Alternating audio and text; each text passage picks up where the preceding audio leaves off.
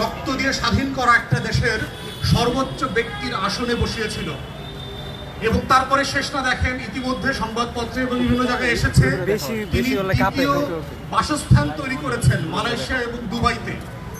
তার দুবাইয়ের যে পার্মানেন্ট রেসিডেন্সি কার্ড সেটা পর্যন্ত অনলাইনে চলে আসছে। আপনারা জানেন যে দুবাই, তারপরে হচ্ছে মালয়েশিয়া থেকে শুরু করে পৃথিবীর বিভিন্ন দেশে আপনাকে বাড়ি কিনতে হবে, ব্যাংকে টাকা রাখতে হবে, তা না হলে আপনাকে ওখানে বিনিয়োগ করতে হবে যদি আপনি ওখানে স্থায়ীভাবে বাস করতে চান। ওখানে পার্মানেন্ট রেসিডেন্সির শর্ত হচ্ছে তাই। তাহলে চিন্তা করে দেখেন, একজন সরকারি চাকরিজীবী কয় টাকা বেতন পেলে পরে দুবাইতে তার পক্ষে এগুলো করে রেসিডেন্সি কেনা সম্ভব। তাহলে তার আগের যে দুর্নীতি, সেই দুধ চুরি থেকে শুরু করে দুদক আর ইসলামী ব্যাংক দখল, প্রত্যেকটার সাথে কিন্তু চুপ্পুর চরিত্র মিলতেছে দেখবেন। অতএব সেই চুপ্পুর ব্যাপারে আমরা বর্তমান সরকারকে বলছি, মাননীয় প্রধানমন্ত্রী, যথেষ্ট পরিমাণ পানি কিন্তু গড়িয়ে গেছে। আওয়ামী লীগের দালালি এবং পুনর্বাসন আপনারা যেটা শুরু করেছেন সেটা কিন্তু আপনাদের জন্য আখেরে ভালো হবে না। ৭১ ব্যবসা আর মুক্তিযুদ্ধের চেতনার মাল আপনার দোকান থেকে মানুষ কিনবে না, ওটার আলাদা দোকান আছে। যেই দোকান আওয়ামী লীগের ট্রেড লাইসেন্স পণ্য বিক্রি করে, সেই দোকান থেকে ৭২-এর সংবিধান কিনবে না মানুষ অন্য কোনো দোকান থেকে। অতএব চুপ্পু কিন্তু ওই দোকানের খরিদ্দার, মাথায় রাখবেন, শেয়ার হোল্ডার কিন্তু একই দোকানের। অতএব চুপ্পুকে বিদেশে যেতে দেবেন না। যদি দেন তাহলে আপনার সরকার, অন্তর্বর্তীকালীন সরকারকে অবৈধ করা, সারা দুনিয়াতে ডিকনস্টিটিউশনালাইজ করা, সংবিধান বহির্ভূত হিসাবে করবার জন্য দিল্লির ডিসইনফরমেশন এবং মিসইনফরমেশন ক্যাম্পেইন যেটা চলছে, এই পুরো ক্যাম্পেইন তারা চুপ্পুর নেতৃত্বে করবে আগামী বছরের পর বছর। গণমাধ্যমগুলো যেভাবে দেখেছেন, এনডিটিভি এবং রয়টার্সে রাতের আধারে ইমেইলে শেখ হাসিনা সাক্ষাৎকার দেয়, এইরকম সাক্ষাৎকার দেয়া কিন্তু ইতিমধ্যে চুপ্পু শুরু করেছে। মানব জমিনের সম্পাদকের সাথে সাক্ষাৎকার দিয়েছে, এপিএফপি রয়টারের সাথেও কিন্তু তিনি টেলিফোনে সাক্ষাৎকার দিয়েছেন এবং একই কথা কিন্তু তিনি বলেছেন, শেখ হাসিনার কোনো পদত্যাগপত্র তিনি পান নাই। তাহলে আপনারা যে সংবিধান রেখে দিয়েছেন, সেই সংবিধান মোতাবেক কিন্তু শেখ হাসিনা এখনো দেশের প্রধানমন্ত্রী, মাথায় রাখিয়েন। কিন্তু আপনারা তো ৭২ সংবিধানের পূজার মণ্ডপ তৈরি করেছেন, এই মণ্ডপে কিন্তু চুপ্পু প্রতিদিন প্রতি রাতে পূজা অর্চনা দেবে শেখ হাসিনাকে প্রধানমন্ত্রী আকারে। অতএব চুপ্পুকে আমরা দাবি করছি ইমপিচমেন্ট করবার জন্য। সংসদে কনস্টিটিউশনালি তাকে ইমপিচ করেন, তার বিরুদ্ধে দুদকের তদন্ত করে এবং ফরেন রেসিডেন্সি তার আছে কিনা, মিথ্যা শপথ নিয়েছিল কিনা, সংবিধান ভঙ্গ করেছে কিনা, প্রত্যেকটা বিষয় তদন্ত সাপেক্ষে তাকে বিচারের মুখোমুখি করা দরকার। তা না হলে যদি চুপ্পুকে আপনারা বিনা বিচারে বাংলাদেশ ছেড়ে চলে যেতে দেন, এর আখেরে গোছানো কিন্তু আপনাদের জন্য ভালো হবে না। আপনারা ১ থেকে ৬-এর কথা মনে রাখেন, 111-এর কথা মনে রাখেন। শেখ হাসিনা সারা দুনিয়াতে কিভাবে ইন্টারন্যাশনাল লবিস্টদেরকে কাজে লাগিয়ে বিএনপি জামাতের সরকারকে জঙ্গি মদতপুষ্ট, জঙ্গি মদতদাতা বানিয়েছিল, ইসলামী ব্যাংক দখল করার তথ্য হাজির করেছিল, বাংলাদেশে সন্ত্রাসবাদ ফিরে আসছে, দিল্লির নিরাপত্তা তৈরি হয়েছে, সংকট তৈরি হয়েছে, এই বয়ান তৈরি করেছিল। এই বয়ান আবার বাংলাদেশে চুপ্পুর ঘাড়ে করে সারা দুনিয়ার মিডিয়াতে ফিরে আসবে। অতএব সেইটা যদি ঝুঁকি নিতে না চান, এই ধরনের বোকামির পথে হাঁটবেন না বলে আমরা আশা করছি এবং আহ্বান করছি আপনাদের কাছে। দ্বিতীয় বক্তব্য হচ্ছে, চুপ্পুর বদলে যাকে রাষ্ট্রপতি করবেন তার ব্যাপারে ক্রস পার্টি একটা কনসেনসাস করেন।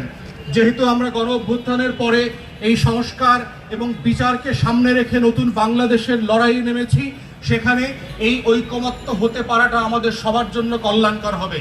ঐকমত্য কমিশনে এই প্রসঙ্গে আমরা আলোচনাও করেছিলাম যে রাষ্ট্রের গুরুত্বপূর্ণ পদে যারা আসীন হবেন তাদের সবার পদায়নের ব্যাপারে আমরা সকল দল একটা কমিটির মতো করে একমত হতে পারি কিনা, তাহলে যিনি আমাদের জাতীয় মুরব্বী, জাতীয় অভিভাবকের দায়িত্ব পালন করতে পারবেন। যদিও বিএনপির কারণে এই প্রভিশন আমরা পাশ করতে পারি নাই, কিন্তু আমরা মনে করছি এখনো সেই সুযোগ আছে এবং সরকারকে আমরা আহ্বান করছি রাষ্ট্রপতি নিয়োগের ব্যাপারে বিরোধী দলীয় নেতা এবং চিফ হুইপের সাথে আপনারা পরামর্শ করবেন, কথা বলবেন, যেন ঐকমত্যের ভিত্তিতে আমরা নতুন গণ অভ্যুত্থানকে ধারণ করা একজন রাষ্ট্রপতি পাই। তৃতীয়ত হচ্ছে, জুলাইয়ের জজবা হচ্ছে বিচার।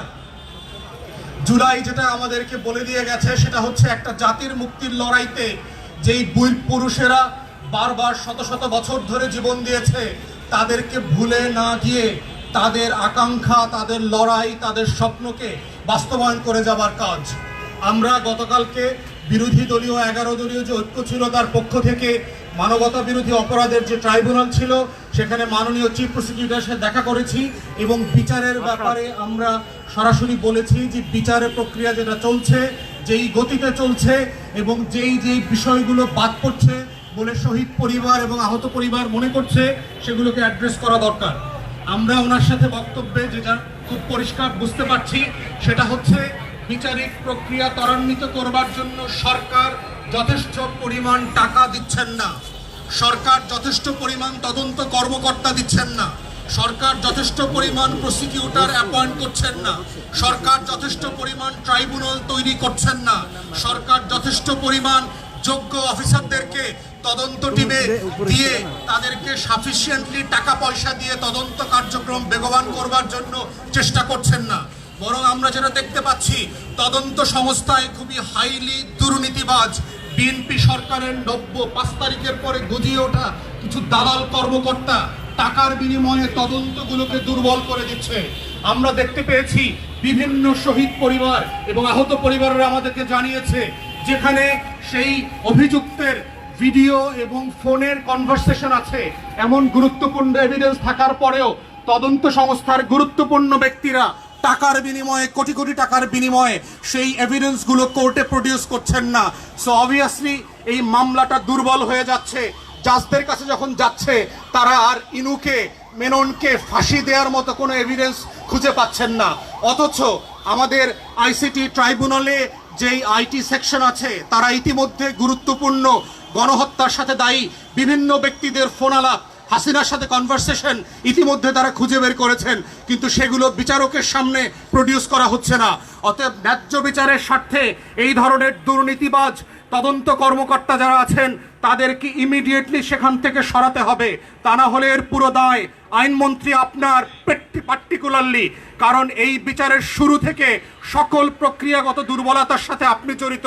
আমরা বারবার বলার পরেও আপনি অ্যাটর্নি জেনারেল থাকার অবস্থায়ও দেখেছি আপনি আমাদের কথা রাখেন নাই, আপনি আমাদের পরামর্শ শোনেন নাই, বরং আপনার নেতৃত্বে বাংলাদেশের ইতিহাসের সবচেয়ে দুর্যোগতম ঘটনা ঘটেছে বাংলাদেশের বিচার বিভাগে।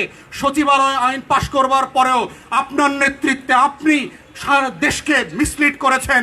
এইটা সংসদে র্যাটিফাই করা হয় না, এই অর্ডিন্যান্স জাজেস অ্যাপয়েন্টমেন্টের যে প্রভিশন করা হয়েছে আপনি সেটাকে র্যাটিফাই করতে দেন নাই। অথবা আপনারা সবাই মিলে যেভাবে বিচারিক প্রক্রিয়াকে প্রশ্নবিদ্ধ করছেন এবং যে কারণে আমাদের শত শত হাজার হাজার শহীদ এবং আহত পরিবারদের আকাঙ্ক্ষা স্বপ্ন পূরণ হচ্ছে, ঠিক একইভাবে আমরা দেখছি শহীদ ওসমান হাদির বিচারের কার্যক্রম কোনো দিক থেকে তদন্ত কার্যক্রম এগোচ্ছে না। এবং এখন পর্যন্ত আমরা দেখতে পাচ্ছি না যেই বিজেপির ডিজি থাকা অবস্থায় এখানকার আওয়ামী শুটাররা সীমান্ত দিয়ে পার হয়ে চলে গেছে, সেই ডিজিকে এখনো ডিসমিস করা হয় নাই। তাহলে যেই সীমান্ত দিয়ে পার হয়েছে, যার নেতৃত্বে এই ফোর্স ছিল এবং তারা দায়িত্ব পালন করে নাই, তাদেরকে কেন আপনারা এখনো চাকরিতে বহাল রেখেছেন? এখনো আওয়ামী গুন্ডা পান্ডারা রীতিমতো বর্ডার দিয়ে আসা যাওয়া করছে, টাকার লেনদেন হচ্ছে। সেখানে বিজেপির দুর্নীতিবাজ কর্মকর্তারা যেভাবে জড়িত আছে সেইভাবে জড়িত আছে সরকারি দলের নেতা কর্মীরা। আমরা ব্যক্তিগতভাবে এদের সবার খোঁজ খবর জানি, আপনারা কেন জানেন না? আপনারা কেন জানেন না কে কত টাকার বিনিময়ে এই সকল লেনদেন করে ক্রিমিনালদেরকে, আওয়ামী গুন্ডা পান্ডাদেরকে পুনর্বাসন করবার চেষ্টা করছে? আমরা আপনাদেরকে বলতে যাচ্ছি আপনারা গণ অভ্যুত্থানের পক্ষের শক্তি, কিন্তু সেটা শুধু মুখে বললে হবে না। আপনাদের কার্যক্রম 5 মাস ধরে যেগুলো ঘটছে সেগুলো দিয়ে প্রমাণ হচ্ছে না যে আসলে আপনারা 24-এর গণ অভ্যুত্থানকে ধারণ করেন, জুলাইয়ের জজবাকে ধারণ করেন, 1400 শহীদ ওসমান হাদিকে ধারণ করেন। বিচারের ব্যাপারে আপনারা সিরিয়াস না, সংস্কারের ব্যাপারে সিরিয়াস না, কোন ক্রিমিনাল টাউট বাটপাটদেরকে পুনর্বাসন না করবার যে কমিটমেন্ট ছিল সেই সব ব্যাপারে আপনারা সিরিয়াস না। এবং এইভাবে যদি চলতে থাকে মনে রাখবেন আওয়ামী লীগ